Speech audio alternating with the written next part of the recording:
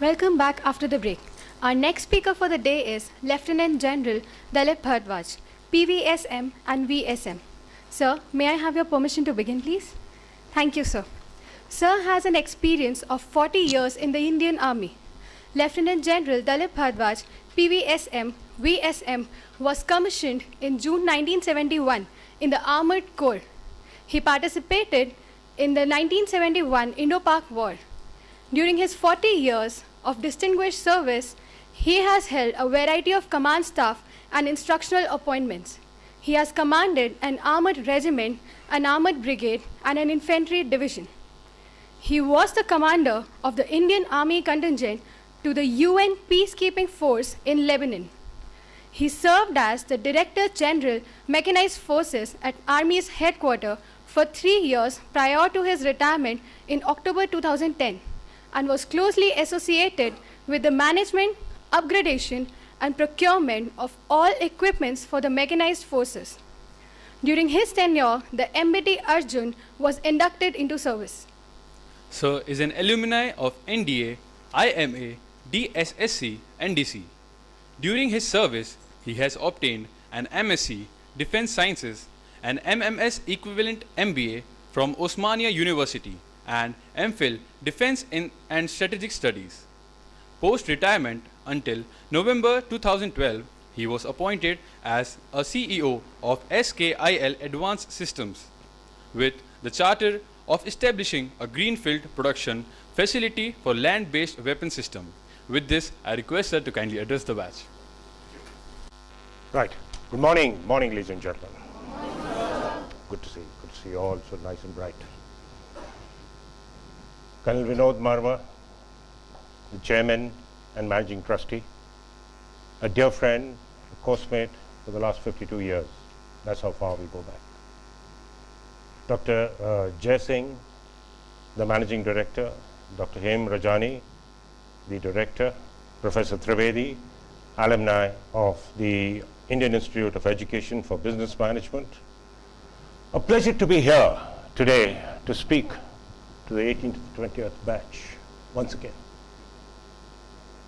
I've been here for the last 3 years addressing all the students, and to come back every time and meet new faces, new young men and young ladies over here is a pleasure, because you're all at the threshold of a very important phase in your life, because you've all taken admission in an outstanding institute which is finally going to groom you and polish you and make you ready for all the challenges in the life ahead. You are the fortunate ones. And therefore, today I decided to speak to you on the topic, your potential unlimited. Because I feel that this is one aspect which all of you must try and share yourself. Believe me, if you really want to note down something, do note down. The rest, just sit back, think of it, because what I'm going to talk to you is just on common sense. Just on common sense. Many of you would have heard at times in bits and pieces of what I talk to you.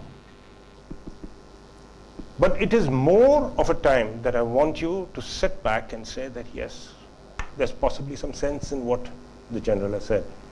And therefore, imbibe it and see how much you can implement in the next coming years and your future. So that is all that is required, nothing more. So just sit back and relax. Remember,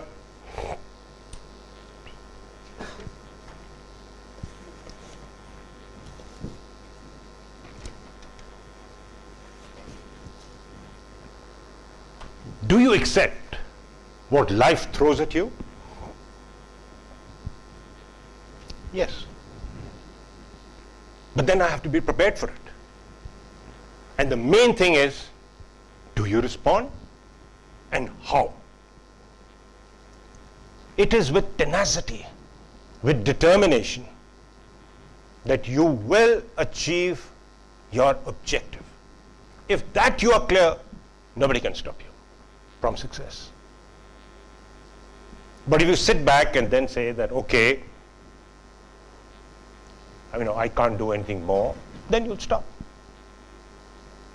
So the aspect that is actually required is you have to be positive. And I'm not only talking about the famous blood group, be positive. I'm talking about your attitude, irrespective of your blood group. If you're positive in life, yes, and you decide, keep moving. Don't make habit of failure.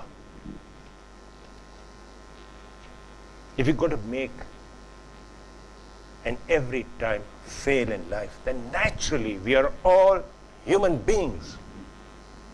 We're all human beings. There will be disappointment. There is no doubt. So if you fail once, try it again. Try it in a different manner. But one thing is that do not avoid a challenge. You have to keep trying. Keep trying, and I'm sure you will always get success. You cannot run away from life. And life always gives up and throws up challenges to each one of us. All of us have faced challenges. Your parents have faced challenges. Your grandparents have faced challenges. That's what life is. And we confronted them to the best of our ability. Now it is for you to have a look and see how best you can be able to face. So, what are the pillars of success? There are many attributes that make a winning attitude. I have just taken 4 attributes on which I will speak today. First, of course, is persistence. Second, I'm going to talk to you on optimism. Third, I'm going to talk to you on the need to consistently raise the bar. And lastly, I will speak on enthusiasm. I've just taken 4. There are many, many. You can carry on with that list. So the hard fact is that you got to keep raising the level. Raise the bar, raise the standard, set high standards for yourself and implement them. If you implement the standards in your company which you would be joining, then automatically your subordinates will also strive for it. But if you set the standard high and don't set the example, then you'd be a fraud.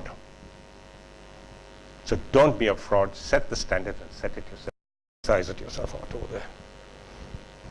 Remember, there are times that the gold medal goes to the winner. There are times.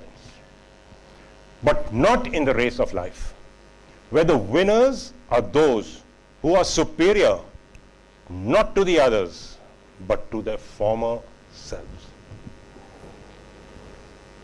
Think it over. We all can't be gold medalists. In fact, 180 over here, 180 over here. Finally, there'll be one winner and say that, yes, he's the gold medalist from our course. Does it mean that 179 are no good? Doesn't mean. Just doesn't mean. You got the whole life ahead of you. You have to keep constantly improving yourself and say that I am going to be better than what my former self is. I am going to improve in my next. To myself. And you answer this question to yourself. There is no judge. There is nobody who's going to give you a pat. It is you yourself who will say that, yes, I have come out a better person. So the only way to do it is progressive overload. How many of y'all go to the gym? I go. Even at this age, I go. Now, the point is, the principle of building good muscles is progressively increasing the load. You cannot keep lifting that same bar, that same weight 20 times and saying every time only 20, put it down again. No. Then you're keeping your muscle efficient, but you're not going to increase that muscle. You want to increase that muscle? Gradually, and I'm saying this again, gradually increase the weight, gradually increase the number of times that you're going to do it. Then only will your muscle. So also in life, you cannot be static and say that, okay, thank you very much.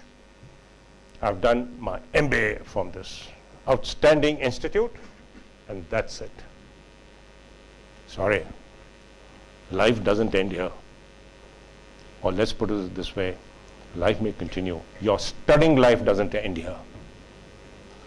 If your studying life ended here, then let me inform you that in my service in the army, I have done more than 13 courses varying in duration from 3 months to 2 years.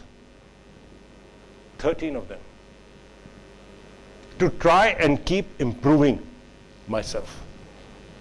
I was detailed, I was nominated. This is part of my curriculum. So also it is with you. Do not for 1 minute think that at the end of these 2 years, in 2020, when you leave this place, your studying is over and you've learnt everything. Sorry. There's much to learn. There is much that you have to. But you have to keep doing it progressively. So commit to constant improvement, to improving yourself bit by bit, one thing at a time. Don't try and take on too much at one time, you will fall. Like you started, let's say in 2020, you got a good placement, you started a new job, and you getting onto that, and at the same time you said, no, I'm in a hurry. I got to, do the following course also. Got to settle down in your job. Got 500 other things to do. Take one thing at a time. Say, okay, let me settle down. Let me apply all the knowledge that I have gained in this institute for the last 2 years. Let me implement it. Let me see how much can I experience I can gain for a year, 2, whatever, depending upon where you are. And then say, okay, now let me increase my qualification. Taking a small card, a capsule, sabbatical, and say, okay, I'm not trying. But the point is that you have to decide at some point of time to do it. My own son has done an MBA, thinking of doing a second MBA. In between, some aspect of the other. Many of you would have taken on, let's say, marketing. After 5, 7, 9 years, when you're now going to be considered in line for further promotions in life, then you realize that you've got to have some idea in finance too, or some other aspect, exports, imports, whatever, something specialized. So you have to gain that. You are the best judge. Nobody can dictate it to you. So at some point you have to say that, yes, I have to add to my qualification, and that is how. So, as they say, progressively move on ahead. Enthusiasm. And what I am now talking on is discipline. Because that is that one aspect which I feel needs a lot of attention. You could have any amount of great attributes, but if you lack discipline, then you're not going to achieve anything. third point I want to talk to you about is that remember one thing in life is that you have to have a vision and you have to have a plan for everything in life, in your personal life, in your professional life. Have a vision and a plan. And I'll tell you how important it is. If you have a clear-cut vision of what you want to achieve at this age and say that, look, this is it. And 2 years' time, I should be doing this. 3 years' time, I should be married. 5 years' time, by 7 years, I should be at this level. 10 years, I should be having a house. By 14 years, I should be. You have a plan. Now that plan could be here. The plan could be put down in writing. I always advise all my friends and my children, put it down in writing. Wherever, in your diary, in your personal. Because the moment you put it down, you can refer to it in later. But if you have not put it down in writing, then you can always say, oh, that was a very minor one, that point. That objective which I set for myself was not actually there. But here, you would have actually put it down with the time frame. And you can revisit it and say why you didn't do it. In the army, we have a thing called stock taking. It will be there in all your companies. At the end of the year, you do an annual stock taking. When the company, before their audit, gets their audit report and finally gives to the shareholders what is the state of the company. You have to come up front. In the same manner, I have always advised the officers below me who worked that you have to do a personal stock taking too. What have you set? What targets did you set for that particular year? And at the end of the year, think back how many targets that you set for yourself, how many did you achieve? And if you didn't achieve, why didn't you do? And if you want to achieve them again and have a roll-on plan, say, okay, not this year, I can do this next year, fine. But have a plan. I was very pleasantly surprised when I read that a batch from Harvard Business School got together after 25 odd years, one of those landmark reunions of theirs. And when they got back in Harvard and they said everybody got together apart from all the bonhomie, so their professors said, okay, come, sit. And when they addressed me, he says, okay, now we got a little exercise for you also. You got to sing for your supper, as they say. So now we're going to give you a little piece of paper and we want you to answer the following question. And the question, what they said was, when you graduated from here, after your MBA, how many of you had set a goal for yourself? And out of that, how many of you actually put it down in writing? Honest answer, say that yes, I set myself a goal. The goal I set myself was this, and I had put it down in writing. At the same time, next part of the page, did you achieve your goal? And what is your response to that? You'll be surprised. 84% of the students from the top, one of the top business schools in the world did not set a goal for themselves the day they had passed out. 84 honestly wrote, we did not set a goal. 13% said that yes, they had set a goal, but they didn't put it down in writing. Only 3% of that class said that yes, we set our goals very clearly. We set our timetables. I put it down in my, and here it is. You want to see it? It's in my computer. They had bought it out. And today, this is my status. And when they did an analysis, they found that of the 13% who had set the goals but didn't put it in writing, they were earning twice as much as that 84%. Because they were clear, at least in their mind, that this is what I want. And of that 3% who had actually put it down in writing and set the goals and put it down in writing, they were earning in terms of monetary and in terms of position. I'm only talking about their professional life, remember. Only terms of, that's all that you can assess. They were earning more than 10 times that of the 84%. That is the value of being able to put your thoughts down in writing. That is, it is so important. Otherwise, you'll never be able to achieve it. So that is how I repeatedly keep telling people as to how. Remember one thing. What are the enemies of your success? Anyone? What are the enemies of your success? Just try it. Sir, I think laziness in our behavior is the biggest distraction, biggest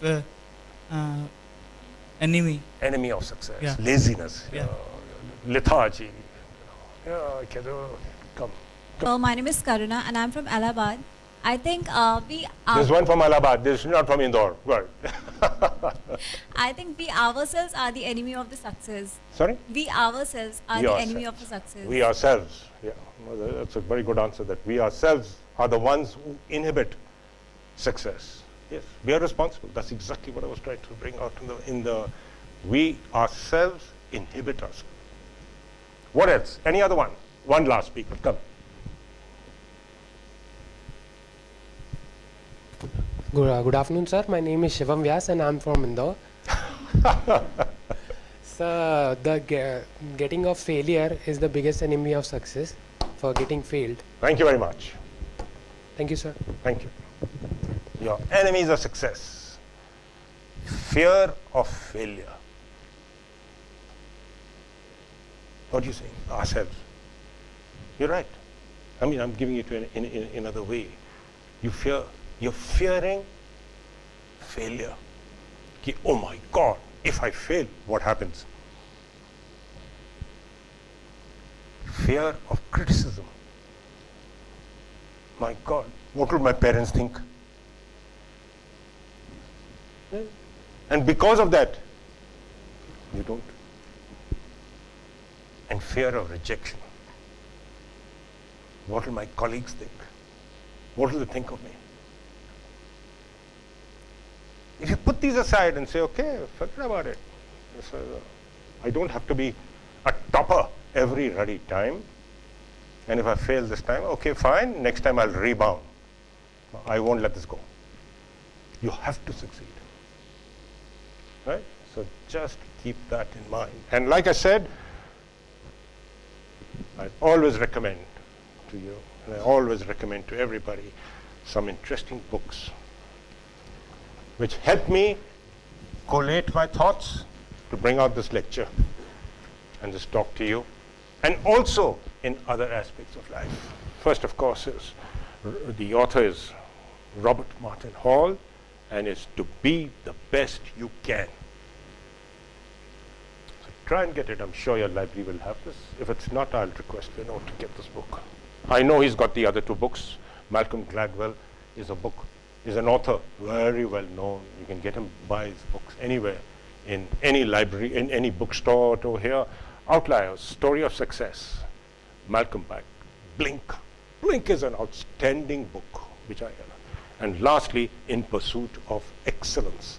Some books that, all of you it would help you when you're moving on in life.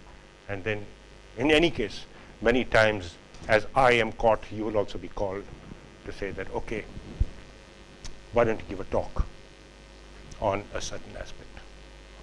This book, Blink, again, I found it excellent. And the examples that he gave in Blink are possibly with the army in many cases. But that is not what you have to, I mean, what I want you to take back is his basic drift in this book is that you take decisions by gut reaction. And I said, yeah, my God. You see, because in the army we are all taught, like all of you, so don't take it that in civil life and everywhere, is that have you made an appreciation before coming to the plant? Have you appreciated it? He says, yes, I have. Have you put it down in writing? He says, yes, I have. Then he can say, show it to me. He says, show it to you. In the army, it's always to attack. That you're going to attack and capture an objective. So what are the options that you have? I will capture it with, these are my options. I need the following troops. I need the following resources. And my plan of attack would be, and then you can come out. And during this plan, something can go wrong. The following things can go wrong, and then you will come out as to what. That's the whole plan. And that's the whole appreciation. We are taught that day and night, from a young second lieutenant right up to a general, right in appreciation. And here's this man, Gladwell, came out with his book, Blink, and said that 90% of the decisions which have ever been taken for any attack or anyone were taken on gut reaction. Gut reaction. Now think over it. Once you get into service and you start working, then you realize that somebody says, should we merge with that company? Mergers and acquisition. And you're the boss. And you says, let me think. After a little quick thought out over there, I'm not saying straight away, but you'll give it a thought and then say, let's do it. Let's acquire that company. Whatever shortcomings we have in our company, we'll be able to outdo it. So let's take it. He says, is that your considered opinion? He says, yes, sir, I've considered opinion. He says, where to think? I've not written it down. I've not written it down, but it's my gut reaction. Let's do it. He says, okay, give it a more detailed thought and come back. And 90% of the time, when you'll actually put your thoughts down, you will realize that apart from additions to say that yes, the following things can go, time and space, certain additional resources which will actually come out over there. Most of their decisions were taken based on gut reaction. So I found that, rather odd. But it was a man's, let's say, opinion. And when I sat down and thought over it, I said, yes, he's possibly right. Many of the decisions that I have taken were based on gut reaction. But it doesn't mean that I didn't put it down in writing after that. I took a gut reaction because, like in the army, they said, okay, you got an objective to capture, then you got maybe 2-3, he says, he says, I'm going to attack from the right. That's my gut reaction. Now, when you actually do a detailed study, and then he says, yeah, it's absolutely right. It's on the right. Many occasions, you will say no. Many occasions, we have to change our decisions. But in most cases, your first reaction is your gut reaction, which is true. So like I said, all these books are good for knowledge, good for everything out over there. So there is no shortcut, and I come back to the entire thing. There's no shortcut to good reading. Enjoy yourselves, get maximum knowledge, take out the maximum output from this excellent course that you're all being very fortunate to do. And then I wish you good luck. I wish you all good things to come to you. And I'm sure with the foundation that you're getting over here, each and every one of you will enjoy life. Most important, success is not the ultimate. What is ultimate is, are you enjoying what you're doing? You're a successful person if you enjoyed life right through. I'm sure each and every one of you will enjoy life as we have. Thank you very much. Have a good time.